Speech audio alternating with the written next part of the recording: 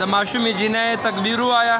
اللهم اجعلها لنا فرضا واجعلها لنا اجرا وذخرا واجعلها لنا شافعة ومشفعة.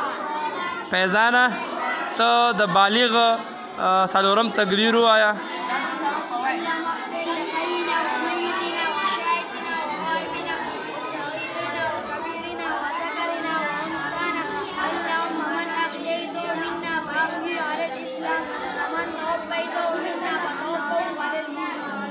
اسناته څلورمه کلمه ووایه. څلورمه کلمه توحید لا اله الا الله وحده لا شريك له له الملك وله الحمد يحيي ويميت وهو حي لا يموت ابدا ابدا بالجلال والاكرام كثير الحي وهو على كل شيء قدير.